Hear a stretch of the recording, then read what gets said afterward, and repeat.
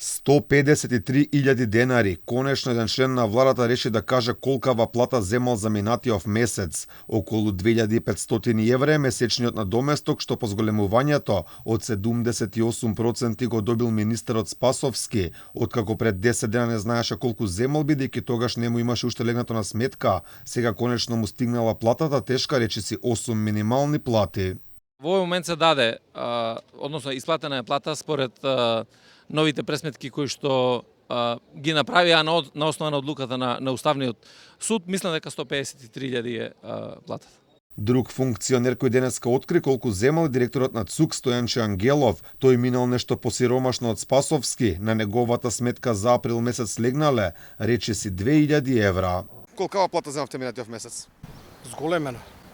Колкава? Платата ќе ја кажам тогаш кога ќе каже премиерот. Во овој момент, колку што можам да видам од владата, никој не излегол со ваков податок. Ќе ве замолам официјално да се... Денеска искаче 153.000. Мојата плата е 115.000, од овој месец до минатиот месец беше 64.000.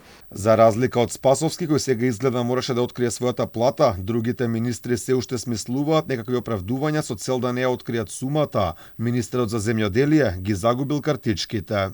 Моите картички се изгубени во Брисел, не се со мене. Оној за економија пак не бил во школа да одговара на вакви новинарски прашања. Не знам на школа да ти кажеме се информација. Првиот вице-премиер, пак откако бил на владината функција, добивал најниска плата досега.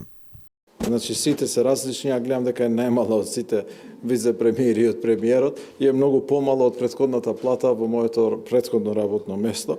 Ниту премиерот не откри колкава плата земал, само ни кажа дека таквата одлука морала да биде почитувана. Треба да се почитува со оглед на тоа дека одлуки на Уставен суд се конечни.